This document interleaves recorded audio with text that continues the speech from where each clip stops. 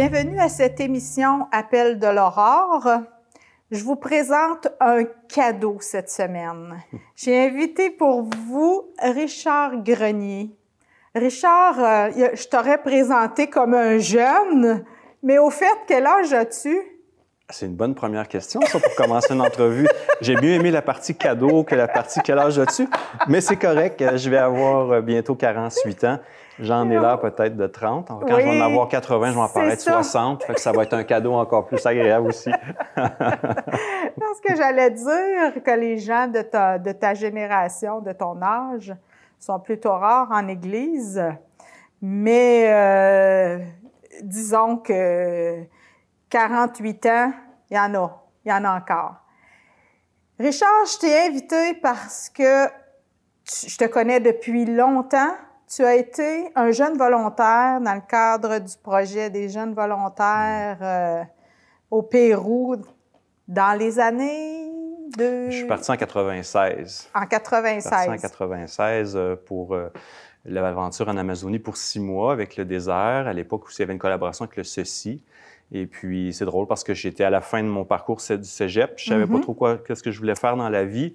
J'avais rencontré à ce moment-là quelqu'un qui s'appelait Claude Lacaille, aussi des anciens du désert. Et puis, ils m'ont dit, bien, j'avais beaucoup voyagé. J'avais eu la chance de voyager en Europe, en Ouest canadien. Bon, mes parents m'avaient offert ce beau cadeau-là, d'avoir le goût de voyager, mais j'avais le goût de voir les choses sur un autre angle, voir la réalité, apprendre à mieux me connaître, aussi apprendre à avoir confiance en moi. Puis, oui, j'avais un côté spirituel que je voulais également aller à la source de tout ça, je dirais, me reconvertir aussi parce que c'est... quand on se frotte au sud, on prend conscience que notre espérance, il faut qu'elle réside à quelque part si on veut avoir une capacité de durer dans notre engagement. Et puis, moi, mon espérance, était du côté de la foi chrétienne. Donc, je me suis embarqué dans l'aventure du Pérou avec un groupe.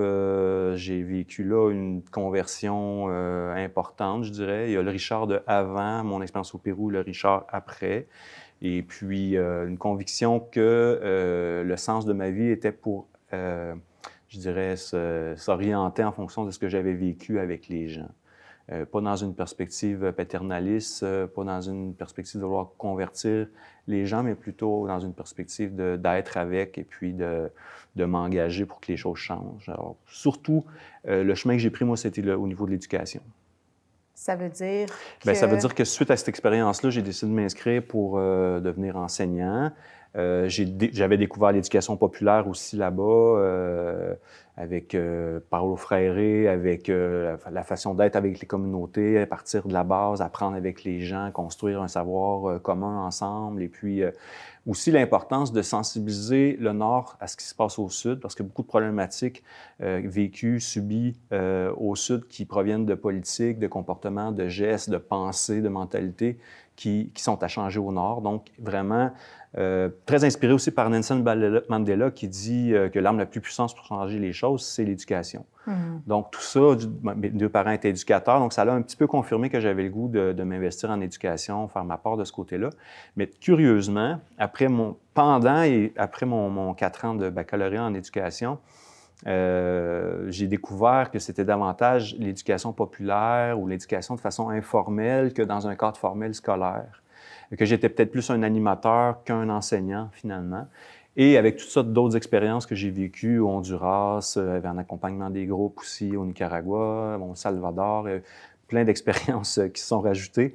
Je me suis rendu compte que l'éducation pouvait se faire en dehors également du système éducatif. Et c'est le chemin que j'ai emprunté, entre autres en travaillant au Comité de solidarité Trois-Rivières et en plein d'autres engagements. Il y a combien de temps maintenant que tu es là? Parce que le comité d'accueil, le comité de solidarité à Trois-Rivières, c'est comme l'aboutissement de toute ta quête, de ta réflexion, de ta conversion. Il y a combien de temps que tu es là maintenant? Ça fait 20 ans que je suis là. Est-ce que c'est l'aboutissement? Je pense pas. Je pense qu'il y a encore plein d'autres, bien de choses qui vont s'en venir. Pour l'instant. Ça a été quand même c'est un passage depuis une vingtaine d'années d'engagement. C'est une organisation d'éducation citoyenne à la base, de mobilisation des gens, mais couplée d'un volet de solidarité internationale, donc avec des projets sur le terrain avec des partenaires. Et évidemment, les expériences que j'ai vécues au Sud, d'accompagnement avec les jeunes aussi du milieu scolaire, le fait de me replonger souvent aussi, aller voir des amis ou aller visiter des partenaires au Sud, ça me replonge aussi tu y retournes oui, j'y arrive régulièrement parce récemment, que j'étais là encore. Le premier, ça a été... Ça a été le Pérou, mais ça a été le début de plein d'autres choses.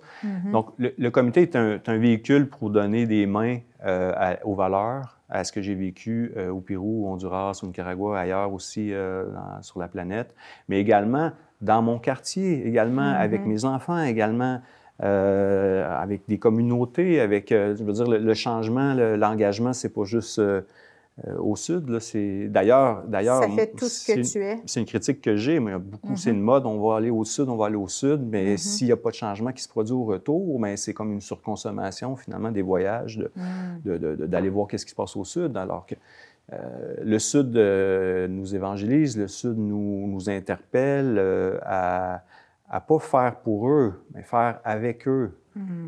Ça aussi, c'est une distinction parce qu'il y a une grande mentalité aussi de dire on va aller leur donner des crayons, on va aller leur donner du poisson, là, puis on va... alors que il faut décoloniser nos façons de faire. Là. Décoloniser. Là, tu me donnes beaucoup de sujets. Je ne sais pas trop quel choisir. Je suis désolé. je vais laisser de côté de décoloniser. Tu dis j'ai des valeurs. Oui. Quelles sont-elles? Celles qui sont nées de ces expériences-là. Ouais.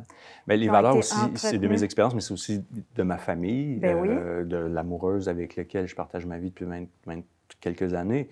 Donc, c'est sûr que la valeur de l'engagement, la valeur de l'honnêteté, la valeur de, je dirais, de faire du sens, que les choses aient du sens. La valeur de la transmission, de l'éducation, ça c'est super important. Les valeurs environnementales. J'ai découvert la beauté et également l'importance de protéger la planète en Amazonie. Avec le berceau de la biodiversité, avec les beautés de la nature, mais en même temps avec la déforestation, avec les produits chimiques, avec les feux de forêt, avec l'eau oui, exactement. Donc, et puis d'être avec une écologiste comme ma femme, mon épouse est écologiste, donc c'est sûr que ça t'a sensibilisé. Les valeurs qu'on a et qu'on essaie d'incarner, bien, il faut le faire avec d'autres. Parce que tout seul, le système est fort pour nous rattraper. Hein. Obéis, consomme et tais-toi, finalement, entre guillemets. Là, je caricature un peu, mais donc, être avec d'autres, ici comme au Sud, ça fait du sens, puis ça nous permet de construire ensemble. Là. Tu continues maintenant, 20 ans après ta première expérience, à aller dans le Sud, de rencontrer des gens que tu y as connus, rencontrer d'autres personnes. Oui. Quels sont tes motifs? Qu'est-ce que tu cherches? Ça va bientôt faire 30 ans. Hein? Je suis en 96, on est en 2024, là, je calculais. C'est ça, oui. Ça fait plus que 20 ans. C'est ça. Donc, c'est sûr que là-bas, la qualité de relation est très, très importante. La mentalité n'est pas de « Hey, qu'est-ce qu'on mange à soir? » C'est « Est-ce qu'on va manger aujourd'hui? » Donc, c'est sûr que les conversations vont aller sur des choses, des fois, l'essentiel. Hein? Et ça, quand tu as goûté à ça, bien, tu as le goût de nourrir des conversations. C'est bien beau, les Canadiens vont peut-être gagner la Coupe d'ici 50 ans, là, mais il y a autre chose aussi. Donc, des opportunités qui sont créées, des portes qui sont ouvertes, que j'ai saisi les occasions. Par exemple, je rencontre un moine qui arrivait du Honduras puis qui me propose d'aller avec les enfants de la rue en 98, ça, au Honduras. Et puis, durant l'été, je décide de vivre cette expérience-là. 2 ans plus tard, il y a des négociations dans le secteur public. Les profs boycottent les activités parascolaires, donc ils ont besoin d'un accompagnateur pour aller au Nicaragua avec des jeunes. Je parle espagnol. Je suis déjà allé dans le Sud. Donc, 15 ans d'accompagnement de jeunes qui naissent là. Après ça, au comité de solidarité Trois-Rivières, on a des projets de coopération, de solidarité internationale, donc d'aller visiter les partenaires ou de les faire venir puis d'échanger avec eux. Donc, il y a eu plein de possibilités. Aller au Forum social mondial à Porto Alegre au Brésil avec une délégation de la Mauricie, accompagner Claude Lacaille pour lancer son livre, son premier tome au Chili il y a quelques années. Donc, Et c'est sûr que ça devient pour moi aussi une drogue. Je parlais de surconsommation du Sud. Il faut, c'est sûr, faire attention. Les voyages en avion, c'est polluant. Oui. Mais il y a une ça sensibilité. me permet de me, excusez l'expression, mais de me grander. J'arrive, j'étais de récemment... connaître le pouls. Oui, mais de me ramener à l'essentiel, à qu'est-ce que... au pourquoi, au sens... récemment, j'étais au Nicaragua et puis ça faisait 8 ans que je n'avais pas vu les amis que pendant 15 ans, chaque année, j'allais voir avec des groupes de jeunes. Et puis, de revoir ces gens-là, de continuer à échanger, de dire que je ne les ai pas oubliés, une certaine fidélité dans la solidarité, tout ça. Donc, ça fait sens. Puis, ils ne m'ont pas oublié. Puis, ça continue à être difficile, mais on continue à essayer de faire ensemble quelque chose de meilleur. Un support. J'ai l'impression, Richard, que tu as des amis dans toutes les générations. D'abord, tu as des enfants. Oui. Tu dois avoir des jeunes chez toi. Ça grouille. J'ai 3 enfants. Et puis, de quel âge à quel âge? Ben là, maintenant, la plus jeune a 7 ans, la plus vieille a 15 ans. D'ailleurs, la plus vieille, elle a fait un 6 mois au Costa Rica récemment. Elle vient de revenir. Entre 14 et 15 ans, elle a fait son secondaire 4, une partie de son secondaire 4 au Costa Rica. Donc, moi, c'est à 18-19 ans que je suis parti pendant 6 mois. Elle, c'est à 14-15 ans. Donc, oui, ça bouge. Oui. Oui. C'est la transmission, tu disais? C'est ça, oui. Effectivement. Il y a beaucoup de musique aussi. J'ai des jeunes qui sont musiciens. Toi-même, tu l'es. Donc, la musique aussi, c'est une belle éducation. C'est une belle façon de... Alors, il y a des jeunes dans ton entourage, il y a des gens de ton âge, il y a des aînés. Exactement, oui. Oui, bien, c'est riche. Moi, j'ai eu la chance d'être accompagné par plein de gens. Et moi-même, d'accompagner aussi plein de gens. Et puis, je trouve que c'est ça qui fait sens. Il y a comme une communion, une transmission, une solidarité, une amitié. C'est ce qui fait sens. C'est Albert Jacquard qui dit c'est les liens que tu crées qui font du sens, qui importent finalement. C'est pas que tu aies un plus gros char que ton voisin ou dans un chalet ou je sais pas quoi. C'est les liens, la qualité des liens. Donc, c'est ça que j'essaie de cultiver avec les miens, avec les amis, mais aussi dans ma communauté, dans ma rue.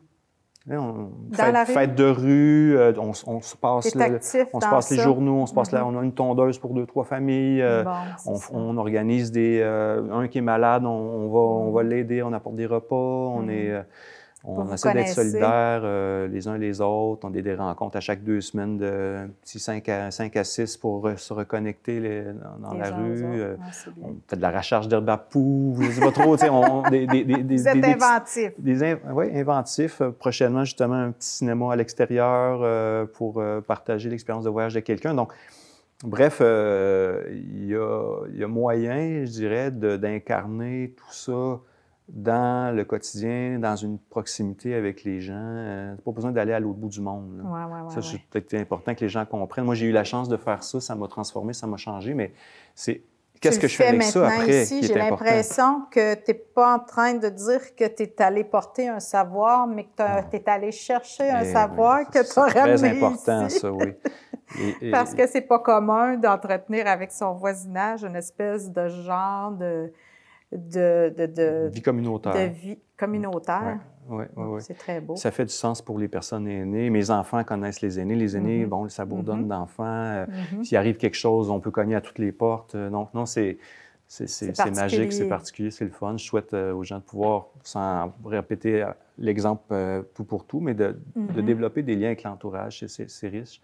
Et puis, pour ramener l'histoire d'aller chercher, d'apprendre, tout ça, c'est un échange. C'est ça. Évidemment, je suis arrivé là, puis j'avais quelques connaissances à partager, mais c'est beaucoup plus que eux qui m'ont formé, qui m'ont appris. Et ça, je dirais qu'il faut... il y a beaucoup de préjugés encore sur le Sud. Hein? Ils sont paresseux, c'est toujours la guerre, ces choses-là. Il faut désamorcer ça. C'est des gens qui sont très débrouillards, très inventifs. C'est des gens qui ont une capacité de résilience incroyable. Et puis, il ne faut pas oublier que c'est nous qui vendons des armes. Il ne faut pas oublier que c'est nous qui contrôlons les politiques alimentaires. Il ne faut pas oublier que c'est nous, des fois, qui mettons sur place des régimes qui font bien notre affaire. Donc, il faut aussi prendre notre part de responsabilité dans ce qui se passe. Et en ce sens-là, on a un devoir de prendre la parole. Ça te ressource encore, ces voyages-là? Oui, oui, oui. Ça te nourrit, tu l'as dit. Ça me fait du bien, ça recharge la batterie, ça me donne du souffle pour continuer. Où trouves-tu ailleurs que dans les voyages? Parce que tu l'as dit, il y a quand même un coût écologique, un coût financier aussi. Où trouves-tu ta nourriture pour maintenir le cap de la solidarité? Oui, pour durer dans tout ça. Oui, pour durer. La nature, c'est la plus belle des chapelles. Évidemment, c'est pour moi... Tu es un sportif? Tu es un marcheur? Oui, on a fondé avec des amis même un petit groupe écologique Piliers Verts. On protège une rivière urbaine à Trois-Rivières. Et puis, on fait différents ateliers, tout ça. Oui, la nature, source de contemplation. Évidemment, je me retourne vers le bon Dieu de temps en temps pour y confier là, mes difficultés, mais aussi pour lui demander de continuer à m'aimer malgré tout ça, là, puis de continuer à me faire espérer. Donc, c'est sûr qu'il y a ce volet-là. Il y a mes enfants, bien sûr, c'est une source d'inspiration. L'amour qu'on a les uns envers les autres, ma conjointe, tout ça. Donc, j'ai plusieurs sources d'inspiration. Des amis aussi qui me soutiennent là-dedans, puis qui sont... tu sais, des fois, moi, je vois moins bien, mais l'autre, il peut me soutenir, puis vice-versa. Donc, c'est la force de la communauté, là. Pour moi, ça fait beaucoup de sens, puis ça me donne du souffle. Un jour, on faisait l'éloge de la mondialisation. On disait, bien, on est une grande famille, une grande terre. Même le pape François le dit, hein, la terre, c'est notre maison commune. Ouais. Il me semble qu'en ce moment, on touche des limites à cette espèce de famille humaine quand on voit la situation guerrière dans le monde. Qu'est-ce que tu en penses, Richard? Ah oui, là, Est-ce qu'on va finir par être vraiment là, ensemble dans une maison commune? Bien, il faut l'espérer. De là, l'éducation, vraiment important. Ce serait une clé. Une autre clé, je pense que c'est ça. C'est chacun pour soi, on doit en faire un petit peu plus, là. Pour soi, dans le sens que chacun avec sa propre conscience, il faut se retourner de bord et dire, bon, mais quel pas de plus que je peux faire? Et pas juste se contenter de, ah ben moi, je recycle, moi, je donne mon 100$ à chaque année à telle place, et puis je suis un peu spectateur de tout ce qui se passe, ou je cultive le cynisme puis le fatalisme ambiant. Les choses peuvent changer. Hein? Les femmes, à un moment donné, ont voté. À un moment donné, il y a eu des lois contre la ségrégation. Il y a eu des avancées importantes dans nos sociétés, mais là, il y a un point de bascule important et il y a des changements drastiques qui doivent s'opérer dans nos mentalités, mais également dans nos engagements pour que les décideurs, pour que ça change. Et donc, bien sûr, la pérennité de la planète, premièrement, là, on en est là en ce moment. C'est ça. Donc, est-ce que, par exemple, avec mes achats, je suis en train d'encourager l'invasion israélienne? Là? Est-ce que, parce que j'accepte de réduire, je vais en parler pour moi, d'accepter de réduire mes déplacements internationaux parce que ça émet énormément de GES. Donc, je vais sauter mon tour une fois de temps en temps. Il y a toutes ces questions-là que chacun doit se poser individuellement, mais qu'on doit se poser collectivement. Et bien, la politique, c'est pas juste une fois aux 4 ans. Et nos engagements, c'est comme je dis, c'est pas juste un chèque que tu envoies une fois par année ou une cacane pour le Noël des sans-abri une fois par année. Donc, il faut aller plus loin dans nos gestes de solidarité. Le Québec est capable, l'a démontré, on est précurseur sur plein de choses. La Marche mondiale des femmes, par exemple, ça en est un bon indicateur. Le recyclage, on est à Victoriaville. Bon, à un moment donné, il y a un mouvement qui s'est mis en place, mais là, il faut continuer. J'invite les gens vraiment à croire que c'est possible. Parce que si, dans nos têtes, dans nos cœurs, on dit « c'est pas possible », on a un discours négatif, il n'y a rien qui va changer. Donc, capacité à s'indigner, parce que là, il y a de la guerre, puis tout ça, puis on est rendu habitué de voir ces images-là. Il faut s'indigner. Il faut s'informer, qui est différent d'être informé. Être informé, c'est très passif. Il y a beaucoup de désinformation, de mésinformation. Donc, il faut s'informer. C'est quand même, en soi, un effort important à faire. Je peux être très informé, je peux avoir un doctorat sur la question, mais après ça, il faut faire le troisième saint, hein, s'indigner, s'informer, il faut s'impliquer. Chacun selon sa mesure, bien sûr, mais je dirais avec un effort supplémentaire actuellement, parce que là, la Terre, au niveau de ses écosystèmes, au niveau des guerres, au niveau de la faim dans le monde, bon, il y a plein d'indicateurs qui disent que là, basta là, c'est assez là. Donc, Pour toi, la faim dans le monde, il y a une solution? mais 33 de la nourriture est gaspillée. Donc, il faut vraiment faire attention de ce côté-là. Il y a une mauvaise distribution. La production alimentaire suffit actuellement, mais elle est mal distribuée. On fait de la spéculation sur nos terres, on fait de la spéculation sur le prix des aliments, tout ça au détriment des gens qui ont faim. On accapare des terres pour faire monter leurs coûts, ou on consomme beaucoup trop de viande. Donc, on accapare les terres avec du bétail. Je ne dis pas d'arrêter de manger de la viande, mais je dis qu'il faut vraiment en consommer moins. Donc, il y a beaucoup d'aspects comme ça qu'on peut agir puis qui font un changement. Des petits changements. Ouais. Et d'appuyer, je dirais, des groupes qui travaillent avec les gens, que ce soit sur des questions de droits des femmes, d'environnement, de justice sociale, de solidarité internationale. Il y en a, ça fourmille. Le Québec, c'est une des richesses de groupes communautaires, souvent fondés à la base par des religieux, des religieuses. Et donc, on a là des beaux véhicules avec les gens. Donc, on travaille avec les gens de la base pour changer les choses. Alors, j'invite les gens. Des fois, bon, on est plus âgé, on n'a plus la capacité de faire telle chose, mais on a encore la capacité de faire autre chose. Ou alors, quelle capacité j'ai encore à faire pour apporter l'eau au moulin ou mettre un grain de sable dans l'engrenage de la machine capitaliste? Tu veux que ça déraille à quelque part, toi, là? Ça change. On ne changera pas. On est dans l'ère de la mondialisation. On n'est pas en train de dire qu'on va revenir à du chacun pour soi dans notre pays. Non, la richesse des échanges est là. Mais il faut que ça se fasse de façon plus solidaire, de façon plus équitable, en respect des femmes, en respect de l'environnement, plus pacifiquement. Est-ce que tu côtoies aussi des gens de nations diverses? L'accueil aux immigrants à Trois-Rivières, ça doit être un enjeu aussi. Oui. Les parrains de ma plus vieille sont colombiens. Oh, oui, non, c'est pas de problème, ça. Vous avez aussi mes enfants, les enfants qui sont au secondaire vont dans une école publique très diversifiée au niveau des différentes nations qui sont là. Donc, ils apprennent à vivre avec la différence. Ils voient, ils côtoient la richesse que la différence peut apporter, voir la différence non comme une menace, mais comme une richesse. Et ces gens-là, souvent, ils sont ici parce qu'ils fuient la guerre ou parce que les conditions sont tellement difficiles qu'ils arrivent ici. Et puis, si on était dans cette situation-là, on aimerait être accueillis, on aimerait avoir notre chance au niveau de l'emploi, on aimerait pouvoir aussi continuer à parler notre langue tout en apprenant la langue locale. Donc, il y a ces gens-là, cet enjeu-là. Si tu veux comprendre l'Amérindien, chausse ses mocassins, mais c'est un peu ça, là. Il faut se mettre à la place des gens. Est-ce qu'il y en a qui se mettent à ta place aussi? Est-ce qu'il y a des gens qui sont compatissants pour toi? En as-tu dans ton entourage? C'est sûr! C'est sûr! Parce qu'il me semble que pour bien accueillir, il faut être accueilli aussi de temps en temps. Non, mais c'est sûr. Ça, c'est une belle richesse de ma vie. J'ai beaucoup de gens qui t'entourent. Qui m'entourent, ma famille, ma blonde, les enfants, mais plein d'amis. Moi, je suis enfant unique à la base, donc j'ai pas de frères ni de sœurs, mais j'ai plein de frères et sœurs aussi. Tu t'en es trouvé, tu t'en es fait, tu t'es fait toute une famille, tout un entourage, même dans ton quartier. Oui. Richard, tu puises dans ta foi chrétienne, tu l'as dit. Qu'est-ce qui reste du message de Jésus primordial dans ta vie?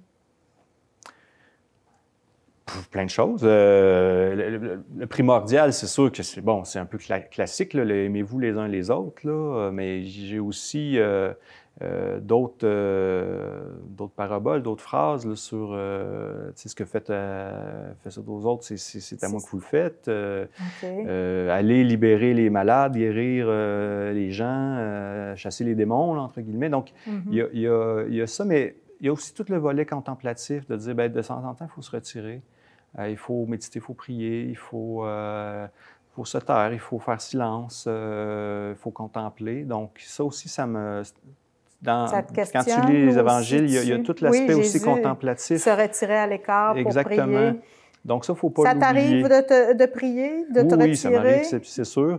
Je dirais que le danger dans l'activisme, c'est d'oublier l'aspect contemplatif qui est nécessaire. Et ça, ça guette tous les gens comme moi qui ont le goût de changer les choses, puis qui ont le goût que ça aille vite, puis que ça bouge. Mais j'ai quand même la joie d'avoir des gens qui me tirent un peu dessus, qui me ramènent. Puis la vie nous parle aussi. Hein? La vie nous parle à un moment donné. Il faut écouter certains signaux. Donc, C'est ça, c'est un apprentissage quotidien, une discipline quotidienne à avoir, mais je pense que peu importe la croyance des gens, c'est important de nourrir notre spiritualité, d'éduquer à l'intériorité. Moi, je trouve que dans les écoles, par exemple, il y a un grand manque à ce niveau-là, l'éducation à l'intériorité. Peu importe la religion, peu importe mais pour que les jeunes puissent être capables de s'appuyer, d'avoir confiance, puis de trouver du souffle en eux. C'est pour ça que pour nous, dans notre famille, la musique, par exemple, c'est très important parce que la musique, elle est capable de cultiver l'intériorité, d'être à l'écoute des autres, de procurer de la joie aussi, donc de nourrir ce qui nous habite. Alors, tu transmets ça par la musique, cette intériorité-là, entre autres? Oui, je transmets ça par la nature, je transmets ça des fois en obligeant mes jeunes de lire Le Devoir, un article, parce que là, il faut s'éduquer. Oui, on cultive aussi, on a des petits rituels chez nous justement, chacun prend la parole, de faire quelques chants méditatifs. S'écouter de temps en temps. S'écouter, oui, d'aller en nature, de prendre le temps de dire, là, en fin de semaine, c'est tranquille. On est ensemble? Oui, on est ensemble, là, parce qu'il y a un danger de s'étourdir dans du divertissement, d'en voir plein de monde, de faire plein d'activités. Toujours des amis à l'intérieur de la maison aussi, donc, ou d'être ailleurs. Oui, puis ça, je dirais que le désert de Victoriaville m'a aidé dans l'aspect contemplatif. Là, quand j'ai vécu mon expérience au Pérou, là, je vivais plein de chocs, puis de pouvoir me recueillir, puis de méditer, puis chaque jour. Décanter au quotidien. Ça m'a beaucoup aidé. Donc, c'est une formule que j'espère que mes jeunes, mais d'autres jeunes que je côtoie vont pouvoir aussi développer parce que ça se perd un peu malheureusement là, avec les écrans, avec la surconsommation. Et c'est la source aussi, selon moi, de l'anxiété qui gagne nos jeunes parce qu'ils ne savent pas où s'appuyer à l'intérieur et ils ne trouvent pas une espèce de fond, de profondeur, là, de réconfort. Exactement. Richard, on aurait pu parler encore longtemps. C'est pas déjà fini. C'est déjà terminé. Je te remercie d'avoir accepté mon invitation. Ça m'a fait c'est un honneur pour moi d'avoir pu te présenter à nos auditeurs. Merci de ton passage ici. Merci et on se dit à la semaine prochaine. Au revoir.